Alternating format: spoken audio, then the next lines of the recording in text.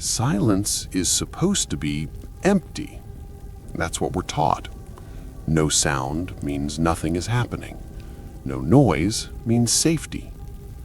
But there is a kind of silence that feels heavy, not quiet, dense. You don't notice it immediately. At first, everything seems normal. You're in a room you know, a place you've been in many times. The lights are on, the walls are familiar.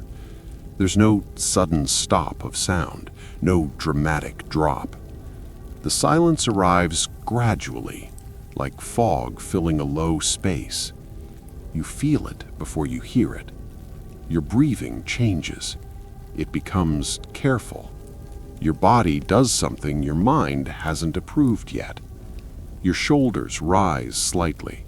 Your jaw tightens. You don't know why. Nothing happened. That's the problem. Normal silence still has texture. A hum, a distant car, air moving. Natural silence breathes. This one doesn't. It feels sealed, as if sound itself has been excluded from the room. You listen harder, your ears strain, and for the first time, you realize your heartbeat feels loud, too loud. You try to move. The sound of your movement feels wrong, muted, as if it doesn't belong in the space.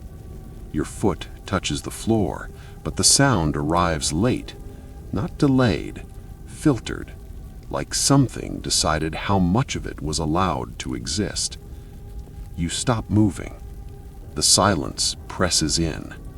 It isn't absence, it's presence without vibration. Your skin prickles. Your body is preparing for what you don't know.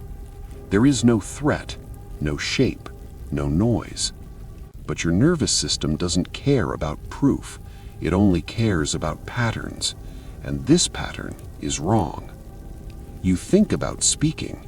You don't.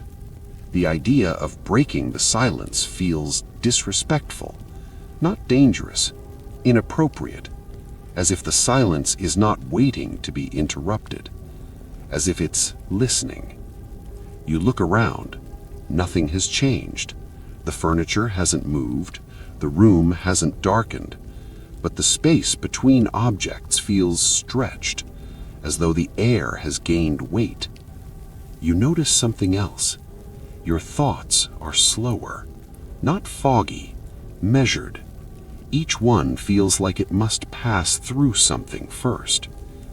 The silence isn't outside you, it's overlapping you. You try to leave the room. As you approach the doorway, the pressure increases. Not physically, emotionally. A resistance without force. You can still walk, but every step feels like a decision that must be justified. The hallway beyond the room looks normal, but it feels louder. You realize the silence is contained. It has edges, boundaries. The moment you cross the threshold, sound returns, subtly. Air moves again. Your breathing loosens. Your body exhales relief before your mind does. You look back. The room looks identical, but you know that silence is still inside, waiting. People who experience this once try to explain it away. They blame acoustics, stress, fatigue. They move on. People who experience it again begin to notice patterns. It happens indoors, in closed spaces, rooms without windows or with curtains drawn. It happens when no one else is around. It happens when they are already quiet. Never during noise, never during chaos. The silence doesn't compete, it replaces. Some people describe it as the feeling before bad news. Others say it feels like being observed by something that doesn't need eyes. A few report something worse. They say the silence reacts.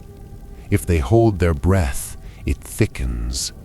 If they try to distract themselves, it becomes more precise, as if it's aware of attention, as if it feeds on stillness. People begin recording it. Microphones pick up nothing. Audio files play back normal room tone, but listeners report discomfort, headaches, unease, a sense that something is wrong that they can't locate. One technician describes it best. He says, "The silence isn't soundless, it's full of decisions." Those who stay inside it too long report a shift, not fear, alignment. Their bodies stop resisting. The pressure becomes tolerable, familiar. They stop wanting to leave the room. They sit. They breathe slowly. Their thoughts become minimal. They feel watched, not by something external, but by the space itself. That's when people notice the most disturbing detail. The silence isn't everywhere in the room. It concentrates. Corners, closets, the space behind doors, anywhere that could hide something, even though nothing is there. The silence doesn't move, but it redistributes, like a substance responding to gravity. Some people swear they hear something eventually. Not a sound, a suggestion, a pressure shaped like language. Not words, intent. A sense of being evaluated, as if the silence is asking, "Are you ready?" Ready for what is never clear. Those who panic break it immediately. They turn on TVs, they play music. The silence collapses, retreats, but it doesn't disappear. It remembers. Those who don't panic, who sit still, report losing time. Minutes pass unnoticed, sometimes hours. They come back feeling altered, quieter, not traumatized, adjusted. They say the world outside feels too loud afterward, too sharp, too alive.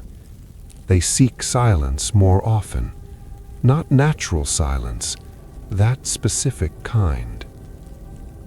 The most troubling cases are the ones where silence follows, not into every room, just into quiet ones. Bedrooms at night, bathrooms, cars parked with the engine off. These people report that silence now arrives faster, thicker, as if recognition has occurred, as if the silence knows them. Eventually, some stop resisting entirely. They don't describe it as surrender. They describe it as understanding. They say, the silence isn't dangerous, it's preparatory. Preparatory for what is never answered. The final reports are brief. Someone sits in a room. The silence settles. They don't leave. When others find them later, nothing is wrong. No injuries, no signs of struggle, just a calm expression, as if they were listening. Silence was never empty. It was waiting. And when it becomes dense, when your body reacts before your mind, that's not fear. That's instinct recognizing something ancient, something patient, something that doesn't need sound to make itself known.